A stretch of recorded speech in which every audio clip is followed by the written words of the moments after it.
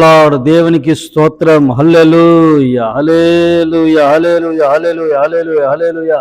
బోలో యేసు మహారాజ్ కి, బోలో యేసు మహారాజ్ కి జై. రాజుల రాజుకి, ప్రభుల ప్రభుకి జై. స్తోత్రం, స్తోత్రం, స్తోత్రం, స్తోత్రం, స్తోత్రం. సాత్వికుడైన యేసయ్యకి జై. మన యేసు స్వామికి జై. స్తోత్రం, స్తోత్రం. రాజుల రాజుల రాజు, సియోను రాజు, రాజుల రాజుల రాజు, సియోను రాజు, సియోను రాజు నా యేసు, పైనున్న యెరూషలేము నా గృహము. సియోను రాజు నా యేసు, పైనున్న యెరూషలేము నా గృహము. రాజుల రాజుల రాజు, సియోను రాజు, రాజుల రాజుల రాజు, సియోను రాజు. తల్లి గర్భము నుండి వేరు చేసి, తండ్రి ఇంటి నుండి నన్ను పిలిచి, తల్లి గర్భము నుండి వేరు చేసి, తండ్రి ఇంటి నుండి నన్ను పిలిచి, సియోను కొరకి నన్ను ఏర్పరిచిన, సియోను రాజు నా యేసు, సియోను కొరకి నన్ను ఏర్పరిచిన, సియోను రాజు నా యేసు.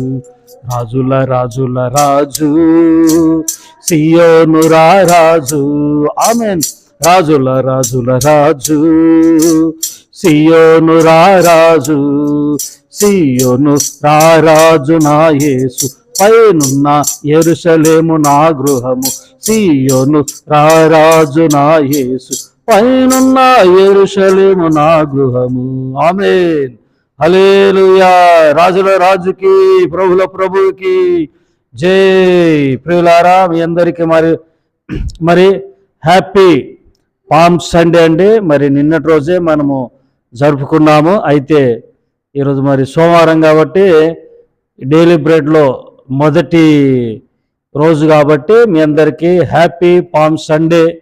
మరి దేవుడు మిమ్మల్ని దీవించి ఆశీర్వదించునుగాక.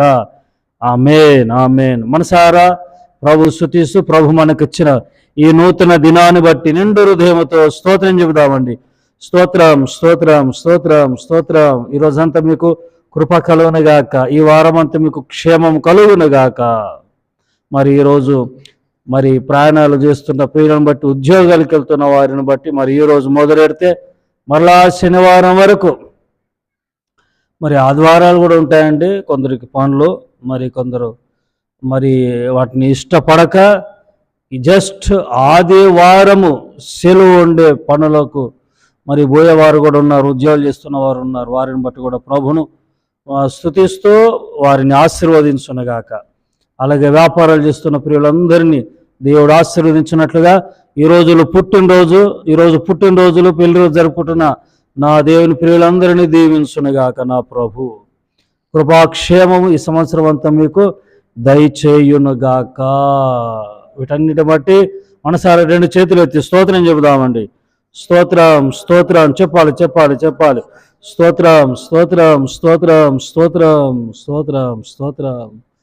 అలాగే మరి సంతానం లేకుంటున్న వారి విషయంలో, అలాగే మరి వివాహాలు కాకుండా మరి ఇబ్బంది పడుతున్న వారి విషయంలో కూడా దేవుడు కృప దయచేసి చక్కటి మరి సంబంధాల దేవుడు మరి దయచేయనట్లుగా, అలాగే సరైన గృహాలు, మరి సొంత ఇల్లు లేక అద్దె ఇళ్లలో ఉంటూ ఇబ్బందులు పడుతున్న వారు కూడా ఉన్నారు. మరి అలాంటి వారిని నా ప్రభు దీవించి విశాలమైన స్థలంలో మంచి గృహాలను నా ప్రభు సొంత గృహాలను మీకు దయచేయబోతున్నాడు. హల్లెలూయా. అలాగే అనారోగ్య సమస్యలతో ఉంటున్న వారిని కూడా దేవుడు ముట్టునుగాక నా ప్రభు. ఆయన దక్షిణ హాస్యము తాకి స్వస్థత పరచునుగాక. మరి మన దేశాన్ని బట్టి, నాయకులను బట్టి, పాలకులను బట్టి, అలాగే మన భారతదేశంలో జరుగుతున్న సేవను బట్టి, సాంఘిక సేవను బట్టి, అలాగే దేశాల మధ్యలో యుద్ధాలు జరుగుతూ ఉన్నాయి. మరి ఎఫెక్ట్ మనకు కూడా ఉంటుంది. మరి ఆ యుద్ధాల విషయాన్ని కూడా దేవుడు శాంతిపరిచే యుద్ధాన్ని ఆపుజేయలాగున మరి నాయకులను అందరినీ కూడా నా ప్రభువును శాంతిపరిచి అందరి ఏకతాటి మీదకి నడిపించినట్లుగా నిండు హృదయంతో యేసయ్య కృపా పరిచయను బట్టి, అలాగే మమ్మల్ని బట్టి సహకరించిన పిల్లలను బట్టి స్తోత్రాలు చెప్దామండి. త్రేక దేవునికి స్తోత్రం, స్తోత్రం, స్తోత్రం, స్తోత్రం, స్తోత్రం. ఆమేన్, ఆమేన్. హల్లెలూయా. స్తుతి, మహిమ, ఘనత, ప్రభావములు యేసయ్యకి కలుగునుగాక. మీ అందరి వందనాలండి. Praise the Lord, praise the Lord. ఈ అరుణోదయ ప్రార్థనలో పాల్గొన్న మిమ్మల్ని నా ప్రభు దీవించునుగాక. ఈ డైలీ బ్రెడ్కి అంతా ప్రభు ఇచ్చిన వాక్యం చూద్దామండి. మరి మట్టలాదివారం కాబట్టి ప్రత్యేకమైన సందేశాన్ని మీరు వినండి.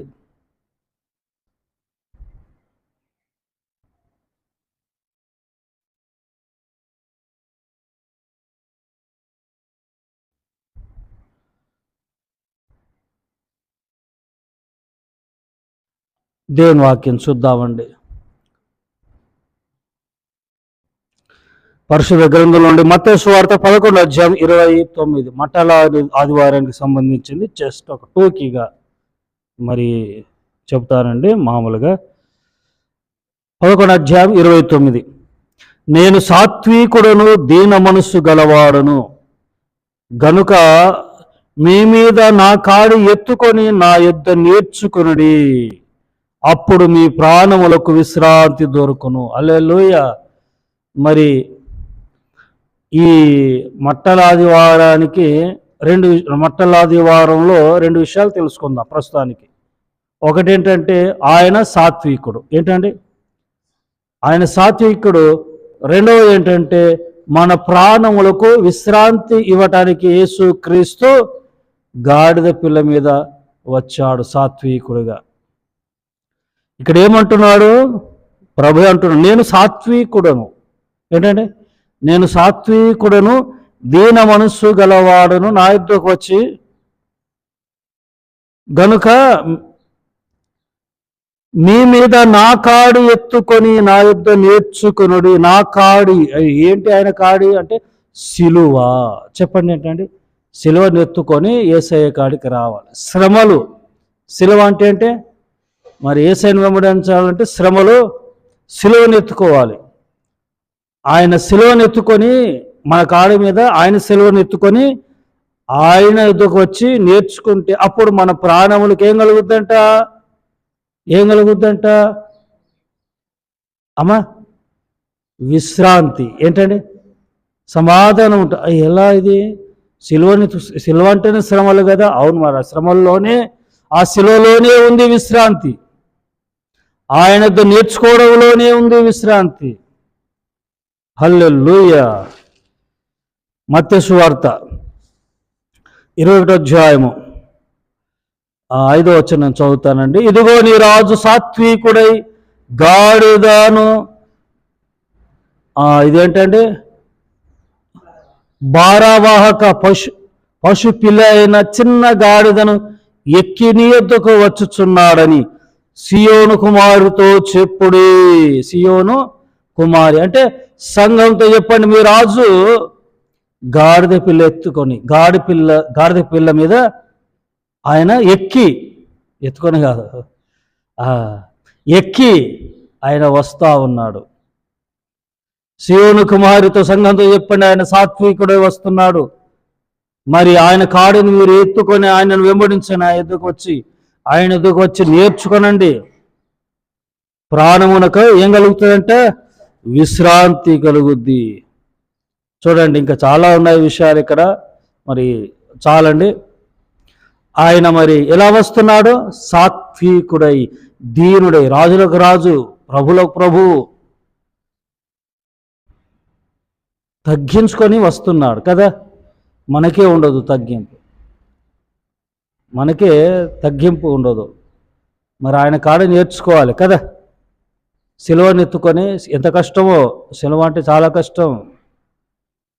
చాలామందికి సిలువ ఎత్తుకోవడం అంటే శ్రమలు భరించడం, ఆయన కొరకు నిందలు, అవమానాలు, మరి అన్ని శ్రమలు, సమస్యలు ఎత్తుకొని సిలువను ఎత్తుకొని మరి ఎన్ని అవమానాలు ఉంటాయి కదా. సిలువ అంటేనే అవమానం. వీటిని ఎత్తుకొని సిలువను ఎత్తుకొని మన ఆయన కాలిని సిలువనెత్తుకొని ఆయన దగ్గరకు వచ్చి నేర్చుకోవడం ఎంత శ్రమో కొందరికి. అది వాళ్ళ సిలువ కదా, అది యేసయ్య సిలువ కాదు, వాళ్ళ శ్రమలు.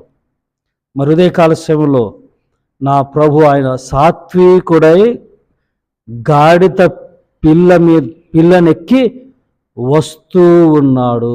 హల్లెలూయా. గాడిద పిల్ల మీద బట్టలు పరిచారు, వేశారు, దారి పొడవునా బట్టలు పరిచారు, కొమ్మలు విరిచారు.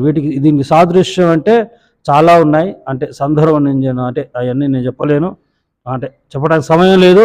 రెండో విషయాలు, ఒకటి ఏంటంటే ఆయన సాత్వికుడై వస్తున్నాడు. అయితే మనం ఏం చేయాలంటే ఆయన సిలువను ఎత్తుకొని, ఆయన సాత్వికుడు దీన మనసు కలిగిన వాడు కాబట్టి ఆయన కాడికి వెళ్ళి నేర్చుకుంటే మన ప్రాణమునకు విశ్రాంతి కలుగుద్ది. దేవుని కృప మీకు తోడైనగాక. ఆమేన్. పరిశుద్ధుడా మహోన్నతుడగు తండ్రి, అయా మా ప్రాణమును విశ్రాంతినివ్వటానికి అయ్యా ఇదిగో తండ్రి, మీరు రాజుల రాజు అయి ఉండి ప్రభువుల ప్రభు అయి ఉండి మరి ఈ సర్వ సృష్టికి ఆది సంభూతుడవై ఉండి గాడిద పిల్లెక్కి అయ్యా ఇదిగో సాత్వికుడు వచ్చావు, మా ప్రాణమునకు విశ్రాంతినివ్వటానికి వచ్చావు తండ్రి, నీకు స్తోత్రం. ఈ వాక్యం వింటున్న ప్రియులందరినీ మీ కృపలో భద్రపరచుకోమని యేసు నాను ప్రార్థించి వేడుకుంటున్నాను తండ్రి. ఆమేన్. త్రియేక దేవుని కృప తండ్రి, కుమార, పరిశుద్ధాత్ముడు సదా మీ అందరికి తోడైనగాక. Amen. God bless you all. May God bless our India. Praise the lord.